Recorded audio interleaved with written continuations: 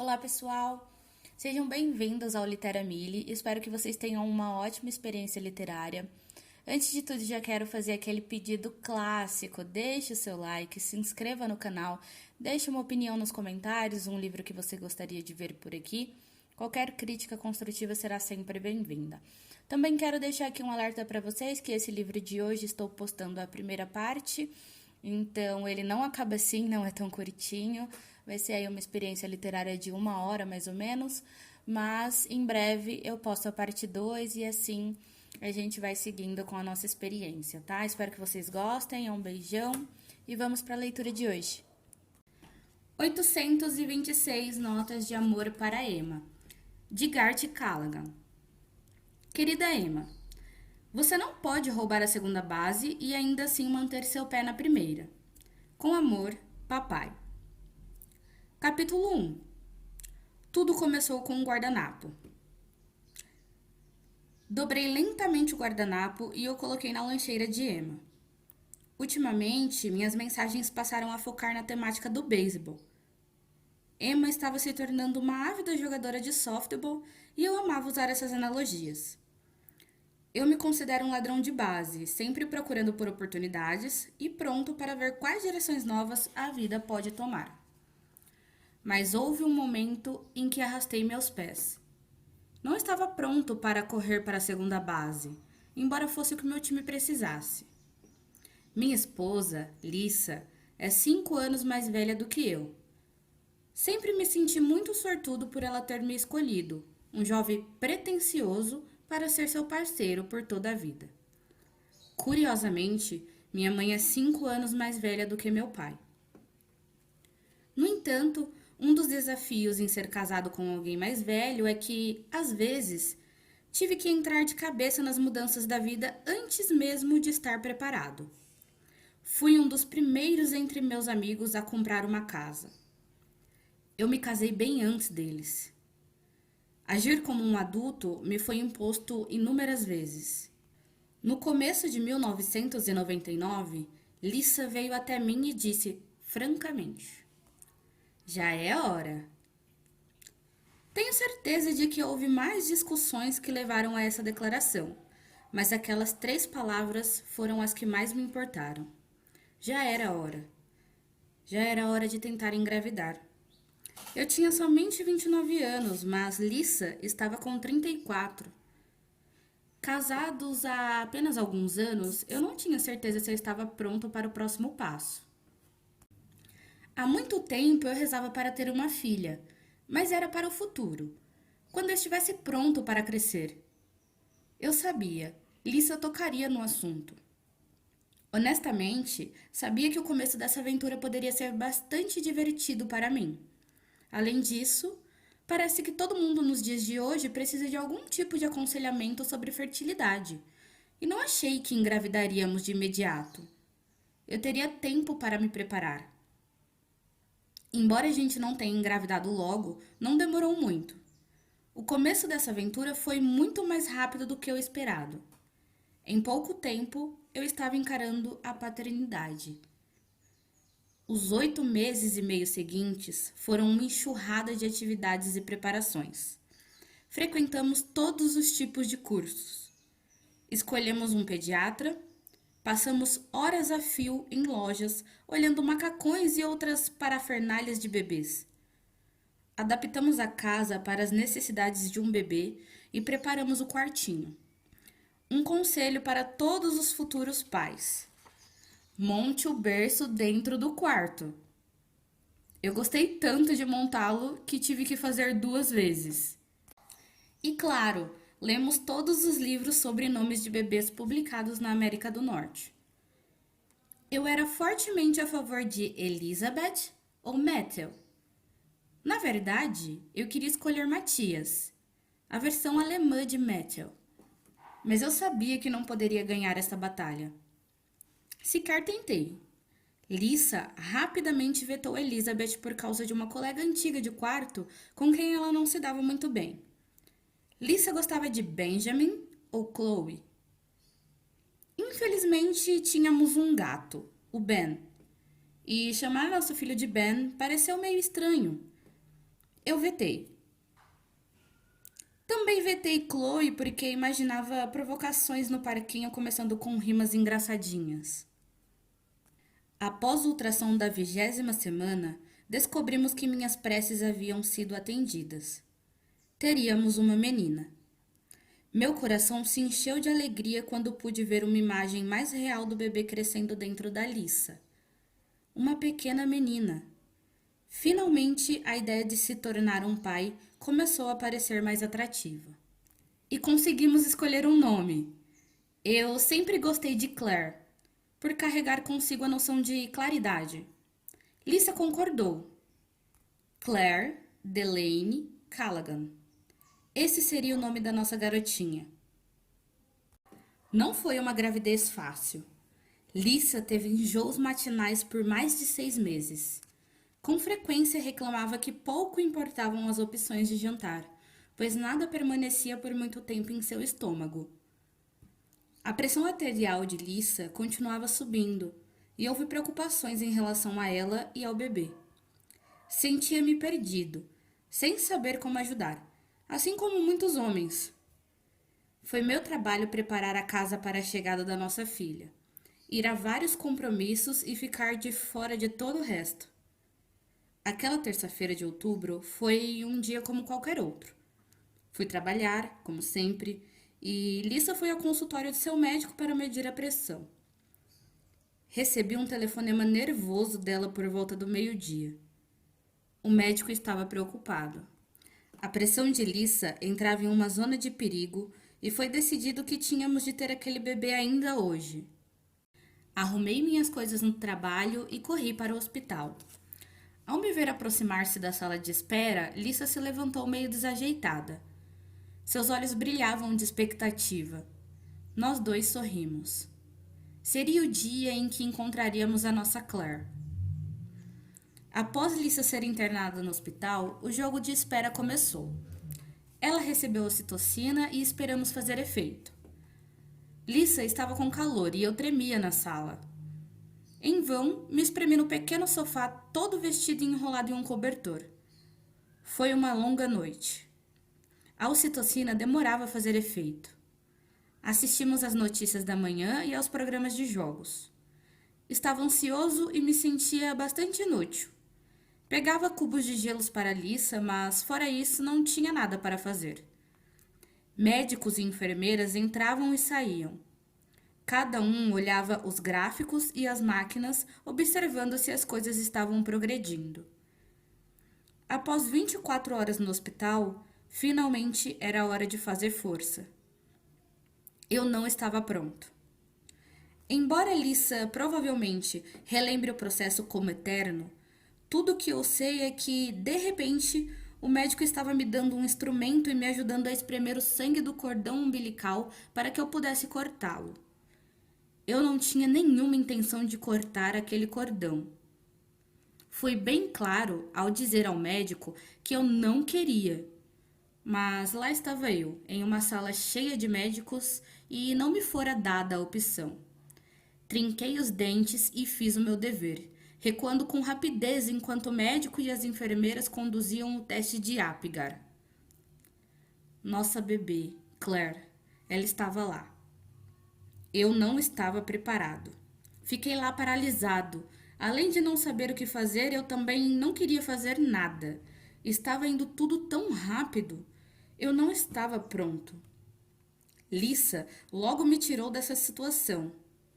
Vá até ela, ela suplicou, enquanto eu deitava imobilizada na cama do hospital. Fui até onde as enfermeiras cuidavam de Claire e a toquei gentilmente. Eu ainda não sabia o que fazer, mas estava ali, presente. Percebi o que era isso. Estava acontecendo. Eu era um pai. Mas eu ainda lutava com aquela realidade.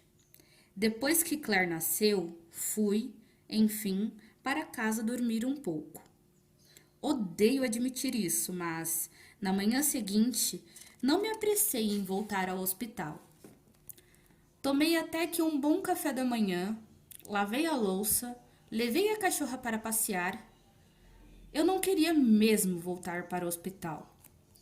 Finalmente recebi uma ligação da Lisa. Querido, onde você está? Apressei-me em voltar.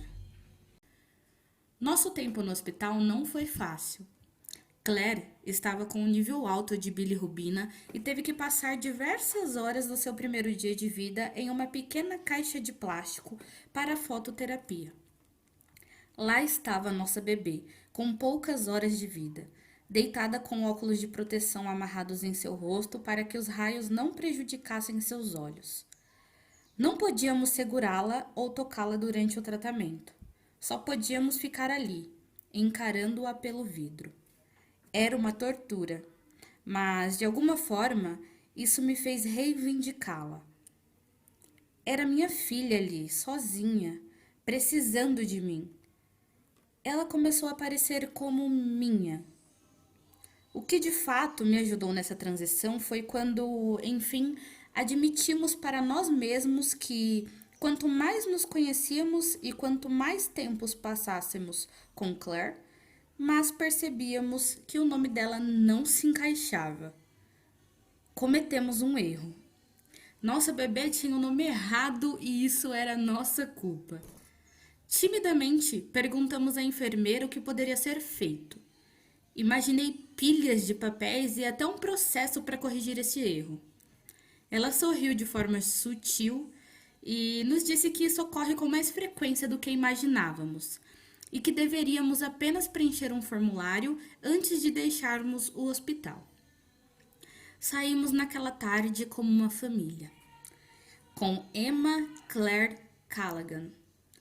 Não sei qual era o problema com o nome, mas uma vez que o mudamos, uma vez que ela se tornou Emma, ela se tornou minha, tornou-se real.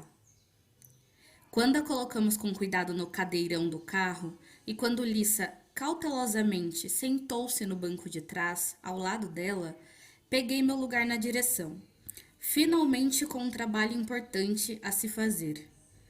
Eu estava levando minha família para casa. Olhei no espelho retrovisor. Não pude ver Emma no banco do carro, mas sabia que ela estava ali, minha bebê, e seguimos para casa. Eu estava pronto. Querida Emma, às vezes, quando preciso de um milagre, eu olho em seus olhos e percebo que já tive um. Com amor, papai. Enquanto no início, meu papel como pai envolvia muitas fraldas, embalos e silêncio, e o foco era alimentá-la, acalmá-la e fazê-la dormir. Quando Emma cresceu e se transformou em uma pequena menina, meu papel mudou. Não demorei a perceber que ser pai é muito mais que escolher um nome, algo que já fiz errado, e mantê-la alimentada. Eu estava ajudando a formar uma pequena pessoa. Dos primeiros sons aos primeiros passos e palavras, minha Emma começou a ter personalidade. Havia uma pequena pessoa ali e era o meu trabalho prepará-la para o mundo.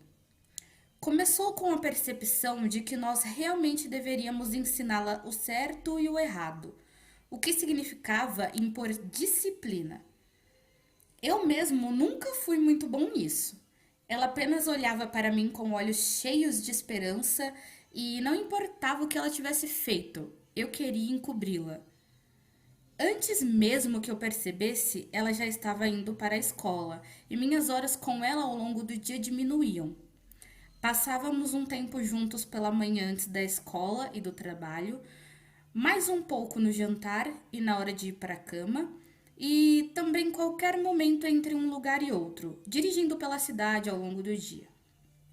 Eu tinha somente 3 momentos do dia para estar em contato com minha filha: café da manhã, jantar e hora de ir para a cama. Quando somei tudo isso, notei que talvez desse 1 hora por dia. Enquanto eu sabia que isso fazia parte de deixar minha criança crescer e ganhar independência no mundo, eu sentia falta dos momentos em que ficávamos mais próximos. De sentir como se eu tivesse delineado o dia dela. Eu sabia que agora amigos e escola ocupavam a maior parte de seu tempo, tornavam-se mais e mais importantes. Gostaria de encontrar um jeito de me inserir em seu dia atarefado. Emma sempre foi focada nas refeições. Eu não sei se outras crianças têm essa fixação. Ela pulava da cama, cobertorzinho em mãos e perguntava: "O que tem para o jantar?" Eu tinha sorte por trabalhar em uma empresa que nos encorajava a passar o tempo que precisávamos com a família. Então, me tornei um voluntário para o almoço do jardim da infância.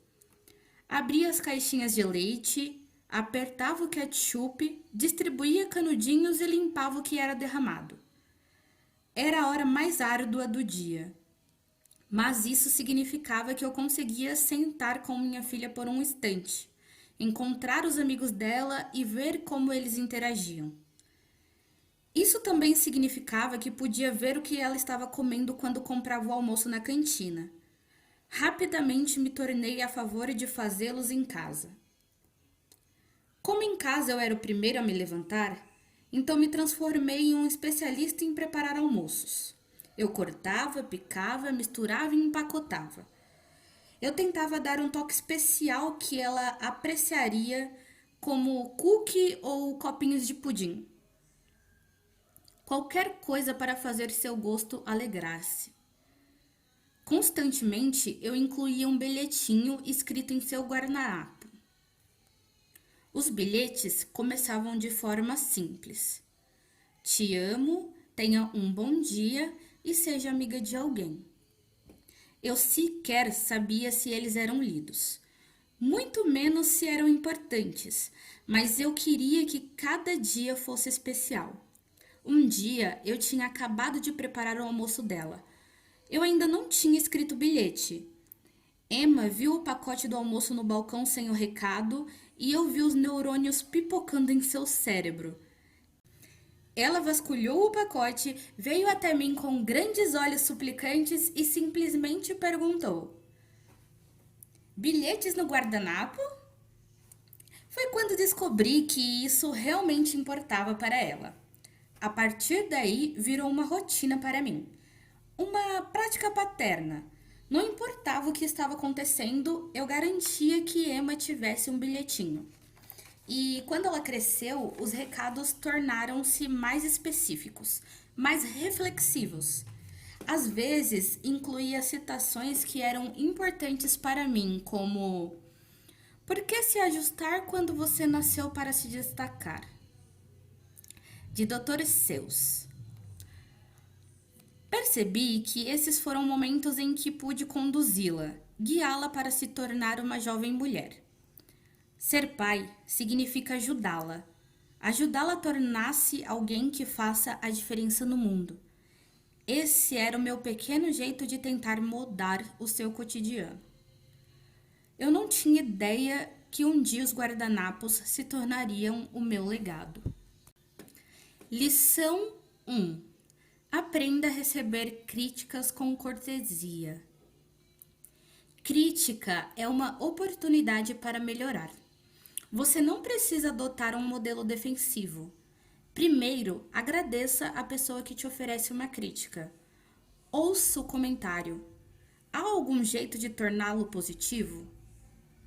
Lembra quando eu comentei sobre o seu rebate? Mencionei que você deveria tentar manter as duas mãos mais alongadas no taco de beisebol. Eu achei que talvez estivesse lançado o taco muito cedo e perdendo toda a força com o longo do balanço do movimento. Eu vi resistência em seus olhos. Você se contrariou com a crítica. Eu não estava te dizendo que você é uma má pessoa. Não estava te perseguindo. Eu não estava atacando sua personalidade. Crítica não é um insulto. Aceite-a. Pode ser valioso ouvi-la. Primeiro round.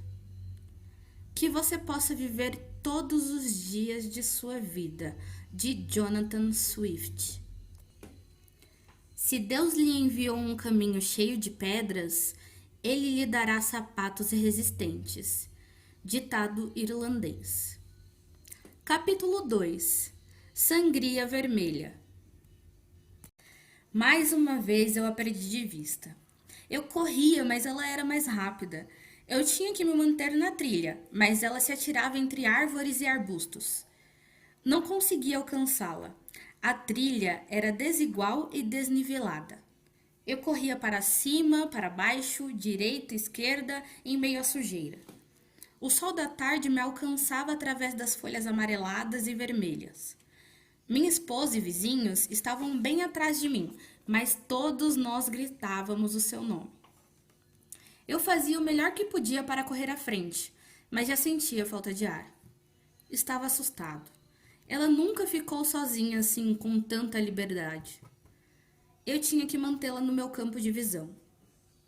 Acampávamos, uma atividade que particularmente não gosto. Durante uma caminhada com nossos amigos, nossa cachorra Noel saiu correndo atrás de alguma coisa e sumiu.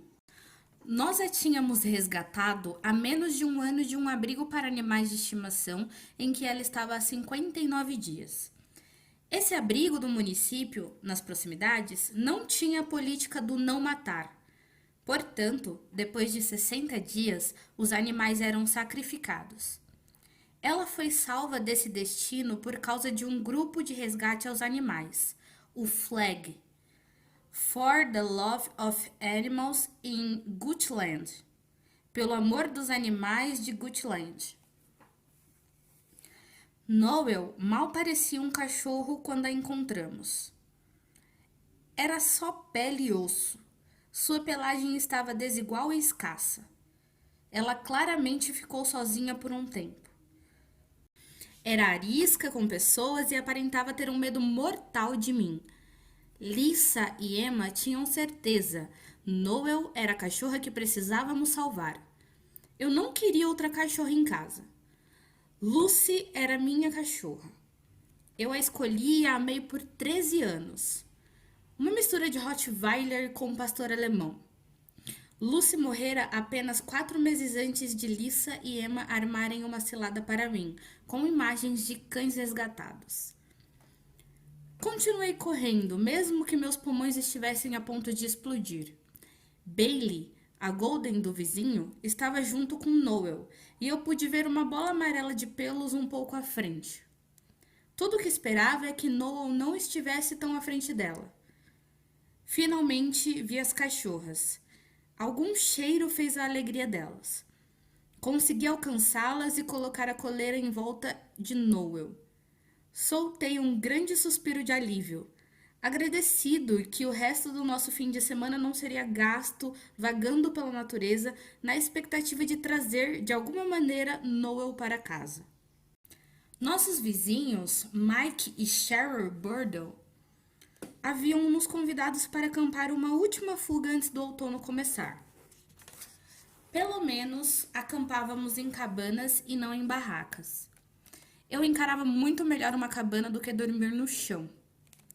Celebrávamos o aniversário de Cheryl e, naquela noite, Mike tinha planejado um fantástico jantar com grelhados.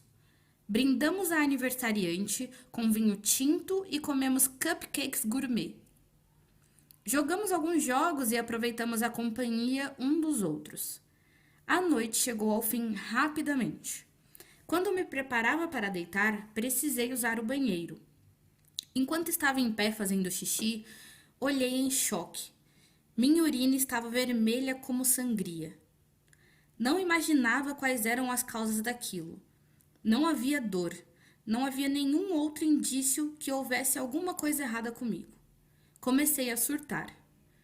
Encontrei Lisa e contei o que havia acontecido. Peguei meu smartphone e tentei procurar por alguma explicação. Mal havia sinal.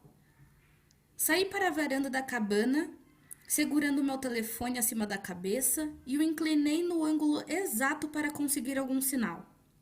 Sangue na urina é chamado de hematúria macroscópica.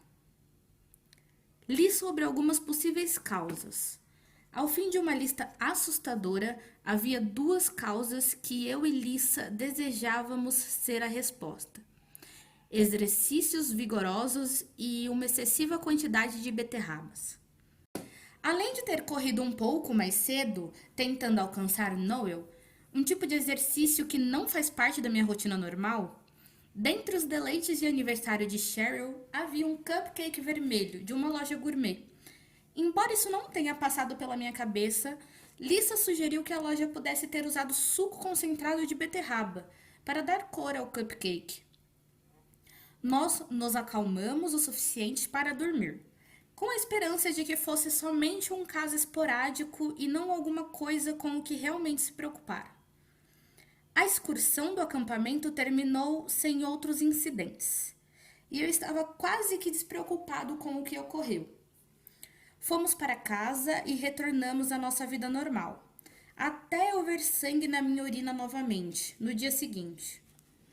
Embora eu não seja do tipo que se aflija com pequenas coisas, percebi que deveria ir ao médico para checar isso. Marquei uma consulta com o meu clínico geral, o Dr. Morgan. Depois de fazer exames de rotina, o Dr. Morgan informou que tudo estava em ordem, com exceção da minha urina. Ele disse: "Pode não ser nada, mas pode ser alguma coisa." Então, ele quis que eu visitasse um urologista em Virgínia para falar com um especialista. Quando deixei seu consultório, ele me disse que, caso eu não conseguisse marcar uma consulta rapidamente, eu deveria ligar para que ele agilizasse o cronograma. Felizmente, consegui para o dia seguinte. Encontrei o Dr. Tim Brandford, por acaso. Seguimos os mesmos procedimentos que haviam sido tomados com o Dr. Morgan e percebi que o Dr. Brandford usou a mesma frase descomprometida. Pode não ser nada, mas pode ser alguma coisa. Ensinam essas frases nas faculdades de medicina para usar quando você não tem a menor ideia com o que está lidando? Isso por acaso deveria acalmar o paciente? Se sim, não estava funcionando. Ele terminou com: "Vamos marcar uma tomografia computadorizada." Ele queria excluir a possibilidade de algo mais sério, pois achou que talvez estivéssemos lidando com pedra nos rins ou alguma coisa menos preocupante. 2 dias depois, eu me preparava para a minha primeira tomografia. O processo parece padrão. Beba uma bebida branca nojenta chamada de contraste às 21 horas, na noite anterior ao exame. Beba de novo 1h30 antes do exame. Não use metal. Beba mais contraste enquanto espera no consultório. Esse processo me deixou tranquilo. Não tive tempo para ficar nervoso ou preocupado. Eu achava que fazer uma tomografia estava para além do diagnóstico procurado. A parte engraçada do exame foi a conversa que tive antes de começar. Deitado sobre a mesa de metal, eu esperava para ser inserido no tubo. "Você já fez uma tomografia antes?" A técnica me perguntou calmamente. Balancei a cabeça em tom de negativa. Um leve sorriso se abriu no rosto dela. "Ok, você será colocado na máquina uma vez. Escute as instruções e respire quando for instruído. Na segunda vez, nós ligaremos o contraste." Alguns pacientes sentem gosto levemente metálico em suas bocas. Depois disso, você sentirá como se tivesse se molhado. Não se preocupe, não é real. E sabe de uma coisa? Ela estava certa. Essa pequena conversa é parte do processo. Definir as expectativas para que o paciente não surte quando sentir como se tivesse feito xixi nas calças. Ouço as mesmas palavras toda vez. A tomografia não durou muito e, antes que percebesse, eu já estava a caminho de casa. Agora só me restava esperar. Seriam 5 dias até que os resultados ficassem prontos. Como eu não estava muito preocupado com eles, consegui me focar em outras coisas.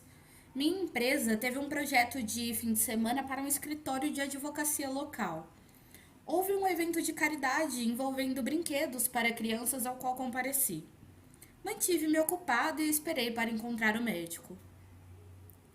Novos começos chegam muitas vezes disfarçados de finais dolorosos. Citação de Lao Tzu. Enfim, chegou a hora de encontrar o Dr. Brandford. Minha consulta era bem antes das 3 da tarde e Lisa precisava pegar Emma na escola. Sozinho, sentado no consultório, meu calcanhar batia no chão nervosamente. Eu achava que provavelmente tudo estava bem, mas ainda assim não gostava de estar ali. Apenas me dê seu atestado de saúde ou uma recomendação para me exercitar mais e eu posso seguir meu caminho. Não foi esse o caminho. Dr. Brandford entrou. Olhamos a minha tomografia e os próximos 45 minutos foram um borrão. Ouvi palavras como tumor e 12 centímetros. Ouvi biópsia e é grande o suficiente. Teremos de tirar isso de você de qualquer modo. Então, a taxa de mortalidade é bem alta para câncer de rim que se espalhou. Meu cérebro não conseguia entender o que estava sendo dito. Pelo amor de Deus, eu deveria ter pedras no rim ou algo assim. Lisa sequer estava comigo porque não era para isso ser sério. Tudo que eu sabia era que o Dr. Brandford estava marcando alguns exames adicionais para verificar o que exatamente estava acontecendo em meu corpo. Fui para casa com uma névoa. Embora soubesse que ele dissera um monte de coisas diferentes e discutira diversos resultados, tudo o que escutei foi um: Sr. Callaghan, você vai morrer. Enquanto dirigia, minhas mãos seguravam o volante com força. Eu sabia que deveria ligar para Lisa. Eu prometi que daria notícias assim que terminasse, mas não era algo que eu conseguiria explicar por telefone. Precisava dar a notícia pessoalmente. Dirigi mais rápido, temendo chegar em casa e desesperado para ver Lisa. Mas quando entrei na garagem, ela estava vazia. Onde estavam todos? Elas sabiam que eu precisava delas? Sou uma pessoa paciente, mas ainda assim tenho meus limites. Enquanto andava pela cozinha, meu telefone tocou. Era Lisa. Elas estavam a caminho de casa. Não deveria ter atendido meu telefone. Sabia que Lisa perguntaria coisas, mas não sabia mais o que fazer. Ela era minha salvação e eu sentia como se estivesse afundando. Eu estava nervoso só de ouvir a sua voz. Como foi a consulta? Ela perguntou. Eu quase conseguia vê-la em minha mente, a avenida em que estava, cuidadosamente dirigindo nossa minivan e Emma no banco de trás. A normalidade que a envolvia. Tudo estava prestes a desmoronar em torno dela. Antes de eu conseguir evitar pensar em alguma coisa para enrolar até que ela chegue em casa, disparei. Estou com câncer.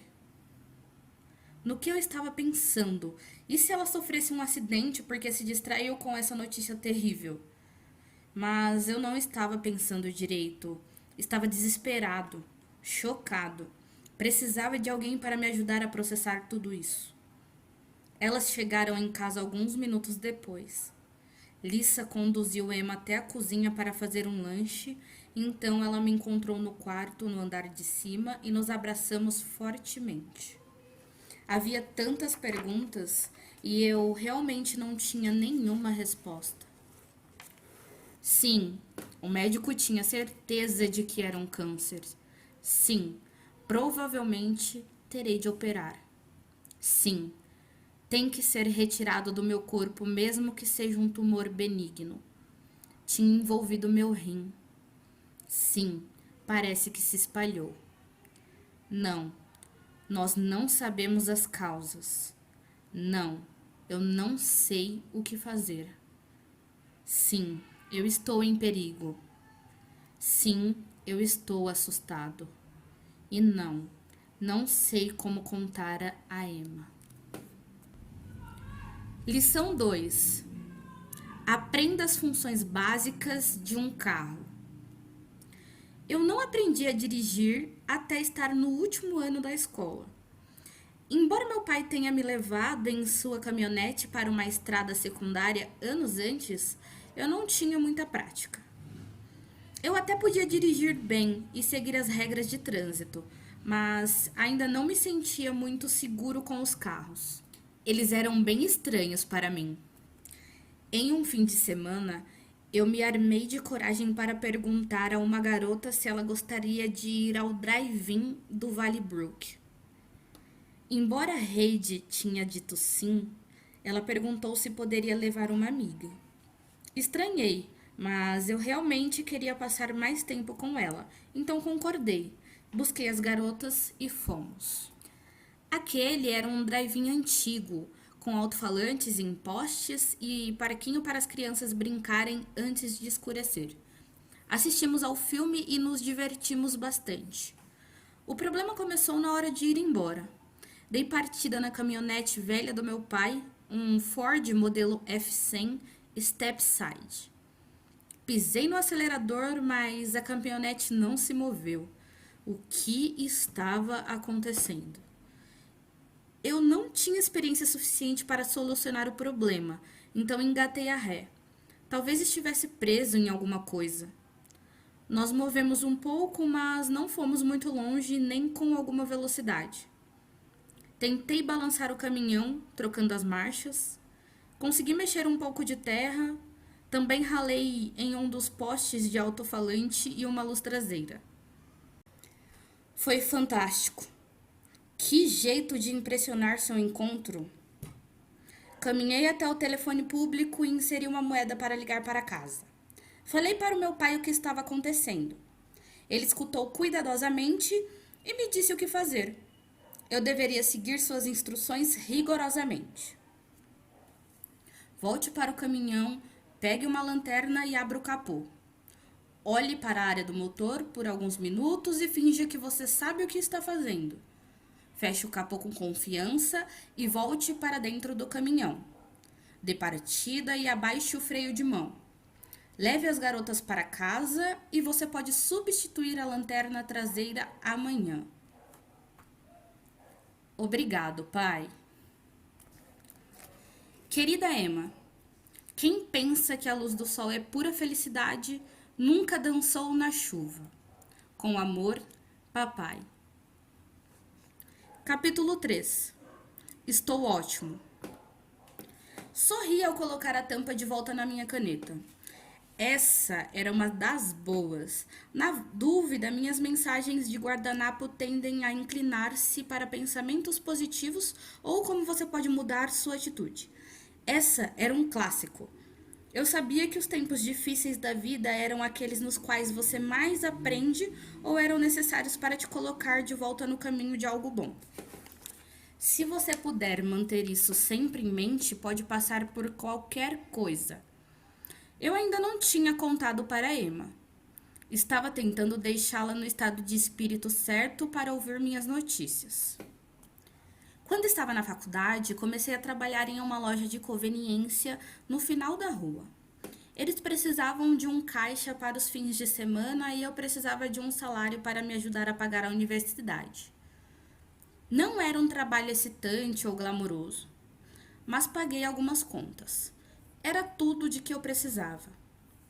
No sábado, eu tinha que levantar antes do amanhecer para o primeiro turno. Às vezes, ainda trabalhava durante a noite toda. Era cansativo e chato, mas eu sabia que significava uma ajuda com os custos da universidade. Em um sábado de manhã, quando trabalhava por lá há menos de 6 meses, um homem entrou na loja. Foi mais como um tropeço. Não pude dizer qual era a sua idade, mas parecia que ele tinha acabado de voltar de uma longa noitada de festa ou estava com a pior ressaca de sua vida. Ele usava um par de óculos que, pode-se dizer, não fazia seu estilo e parecia o tipo de pessoa que normalmente usa lentes de contato. Ele foi direto ao nosso café e começou a preparar uma xícara, colocando devagar o creme, e então mexendo com motivação. Ele desviou o olhar de sua tarefa e me viu. Como você está? Ele perguntou, provavelmente sem esperar uma resposta. Eu bati meu punho no balcão e respondi: estou ótimo. O homem parou de mexer e olhou de novo, seus olhos finalmente encontraram os meus. Essa é uma atitude interessante para esta hora da manhã, ele disse com um pequeno sorriso. Quanto mais eu digo isso, mais acreditarei, então chegarei lá no fim das contas, disse honestamente. Antes de saber o que estava acontecendo, o homem andou até o balcão, colocou seu café e estendeu a mão. Você gostaria de um emprego? Descobri, então, que aquele homem trabalhava na multinacional de eletrônicos Circuit City. Ele perguntou se eu gostaria de me juntar aos programas de treinamento de gerência. Gostou da minha atitude. Foi suficiente para que pensasse: esse é o tipo de funcionário que eu gostaria de ter. Se eu não tivesse aquela atitude, não teria conseguido um emprego, o qual, por sua vez, me levou a conhecer minha esposa e a ter a Emma. Se eu não tivesse aquela atitude, quem sabe o que teria sido da minha vida. Mas ter uma boa atitude em relação a um câncer era um teste. Quem gostaria de ter essas palavras jogadas sobre si aos 42? Ser deixado sozinho para contar a sua filha de 12 anos? Alguns dias depois do meu diagnóstico, eu sabia que já era hora de contar a Emma o que estava acontecendo. Não sabia o quanto ela sabia sobre câncer ou se eu sequer deveria mencionar a palavra. Eu queria colocar o tema de modo positivo e assegurar que tivesse uma atitude correta sobre isso. Assim, evitaria soar muito assustador. Mantinha em mente que nós ainda não sabíamos como seria lidar com tudo isso. Mantenha vago e ela nunca saberá o quanto toda a situação está me apavorando. Lissa e eu discutimos por horas a melhor maneira de ter essa conversa. Deveríamos entrar juntos e, sei lá, fazer isso sozinho? Nós a deixaríamos fora disso, mas eu sabia. Ela percebia que algo estava acontecendo. Senti no final das contas que o ideal seria explicar para ela do melhor jeito possível, em vez de fazer com que ela se sentisse excluída e confusa. Não pude evitar de me lembrar do momento em que contei a ela sobre Lucy. Assim como presumi quando ela era um bebê, Lucy morreu quando Emma tinha 9 anos. Como era uma conversa que, definitivamente, eu não esperava ter, ao pensar nisso, antes não levei em conta o quão devastada eu estaria. Eu só pensava em Emma. Mas quando a Lucy morreu, nossa, eu fiquei um trapo. Lucy foi o primeiro cachorro que eu tive. Não cresci com cachorros, então quando Lissa lançou a ideia de adotar um cão, fui relutante. Eu não sabia realmente o que esse relacionamento acarretaria. Nós visitamos diversas organizações de resgate de animais sem sucesso. Eu sabia muito bem o que eu não queria em um cachorro, mas eu não estava muito certo sobre o que eu gostaria. Então, certo dia, nós chegamos a um abrigo de animais e eu vi Lucy. Não sei como descrever, exceto pelo fato de saber, no momento em que a vi, que ela seria a minha cachorra. Ela era uma mistura de pastor alemão com Rottweiler, um filhote entusiasmado. Toda vez que a levávamos ao veterinário, ele olhava para suas patas e dizia: "Oh, ela vai ser uma cachorra grande, provavelmente terá uns 18 quilos." Mas a cada visita subsequente, ele acrescentava uns 4,5 quilos. Lucy bateu os 45 quilos. Depois do amadurecimento durante seus anos como filhote, Lucy se tornou a cachorra perfeita. Ela era bem comportada e nunca precisou de coleira enquanto andava com ela. Se eu parasse e ela estivesse à minha frente, ela voltava e se sentava ao meu lado. Ela odiava estranhos e tinha um latido perverso, mas se você ultrapassasse o portão da nossa casa, ela seria sua melhor amiga. Ela era minha cachorra, sempre quis ficar ao meu lado. Eu não tinha noção do quanto um cachorro pode te dar. E mais importante, eu nunca percebi quanta alegria um cachorro pode expressar quando você passa pela porta. Não importa se foi há 5 minutos ou há 5 dias. Cachorros sabem como fazer você se sentir importante e amado. E Lucy e Emma, elas eram irmãs de verdade. Lucy era tão paciente com Emma enquanto ela crescia, tornava-se maior e Emma queria que Lucy fosse sua colega. Houve um Natal em particular em que Emma recebeu um kit de cabeleireira. Fui até a sala com uma xícara de café na mão para ver minha enorme cachorra de 45 quilos ter seus pelos pacientemente secos e enrolados com os instrumentos de brinquedo. Quando o verão de 2010 estava no auge e Lucy tinha 13 anos, ela começou a descer ladeira abaixo. Ela dormia mais, comia menos, acidentava-se pela casa. Nós sabíamos que a hora estava chegando. Naquele mês de agosto, fui a uma convenção do Star Wars, na Flórida, com minha sobrinha de 15 anos. Nós ficamos fora por 5 dias e quando voltei para casa, Lisa se aproximou e eu desfazia as malas, ainda entusiasmado com minha experiência. Ela se sentou na cama. Não gostaria de arruinar o seu momento, mas as coisas não estão indo bem com Lucy. Eu imediatamente parei o que estava fazendo, sentei na cama ao lado de Lisa e a escutei contar sobre a visita do veterinário. Lucy estava com insuficiência no fígado. O que ele disse? Perguntei. Há alguma coisa que possamos fazer? Lisa chacoalhou a cabeça, seus olhos cheios de lágrima. Nós poderíamos gastar milhares de dólares em uma cirurgia, mas ainda assim somente daria a ela mais alguns meses, no máximo. Eu permanecia sentado. Olhava minhas mãos e odiava o fato de ter chegado a esse ponto. Mas eu sabia que eu só queria ajudar Lucy. Se ela estava tão desconfortável, a gente precisava fazer isso agora. Fui ao veterinário naquela tarde e disse adeus a Lucy. Emma estava na casa de uma amiga e, embora soubesse como seria difícil explicar que Lucy simplesmente se foi, eu não queria que ela tivesse de dizer adeus. Por diversos motivos, eu achava que aquilo só tornaria as coisas mais difíceis. Então chegou um momento que eu temi por 8 anos. Eu tinha que me sentar com a minha filha e explicar que Lucy não estava mais aqui. Eu tive que partir o coração da minha filha enquanto o meu já havia se espatifado em milhões de pedacinhos. Sempre parece impossível até que seja feito. Nelson Mandela. Emma tinha 12 anos agora e tornou-se verdadeiramente uma jovem mulher. Ela havia se disposta aos desgostos da vida mais do que eu gostaria. Alguns meses antes do meu diagnóstico, meu pai morreu de forma inesperada. Ele fez uma biópsia para verificar se tinha câncer de pulmão e alguns dias depois, seu pulmão entrou em colapso. Ele entrou em coma e nunca mais acordou.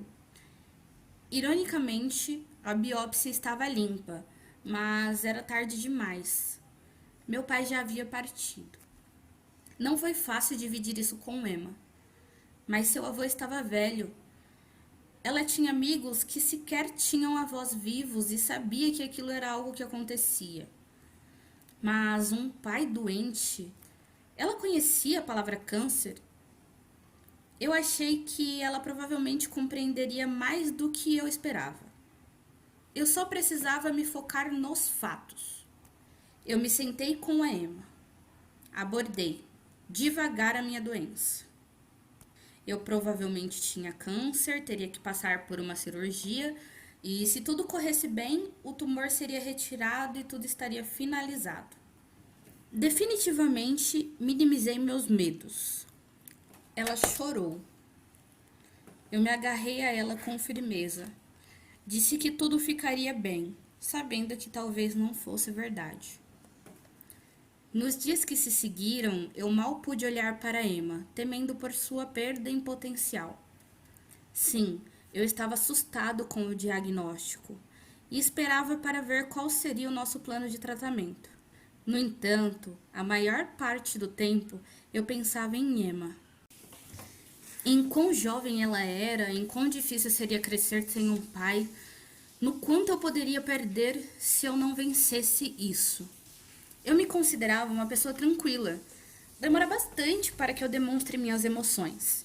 Mas de uma hora para outra me encontrei no chuveiro, com soluços torturando o meu corpo. Ainda estávamos esperando para saber com o que exatamente estávamos lidando. O diagnóstico foi vago, sem muitas opções positivas. Tudo o que eu pensava é que poderia morrer em um ano. Eu ainda não tivera a chance de fazer a diferença no mundo, com exceção da minha família. Isso é suficiente? Eu não sabia. Tentei me lembrar de todos os bilhetes que escrevi para Emma nos últimos anos, olhando para minha lista de ditados favoritos. Como eu podia dançar sob essa tempestade? Como eu poderia achar um feixe de luz para ver um arco-íris? Algo que eu nunca veria se a chuva não estivesse ali. Mas eu não conseguia ver uma luz em lugar nenhum. Lição 17. Não beba e dirija. Nunca. Eu era jovem, devia ter uns 20 anos. Eu estava trabalhando em um resort em uma das comunidades próximas e com frequência tinha de dirigir para a cidade tarde da noite. A estrada para minha pequena cidade era estreita. A largura quase não era suficiente para que dois carros passassem um ao lado do outro sem que o jogo de pneus de um deles fosse parar no acostamento. Era uma estrada sinuosa e com muito vento. Uma noite eu fiquei depois do trabalho e saí com alguns colegas. Eu provavelmente bebi muito naquela noite.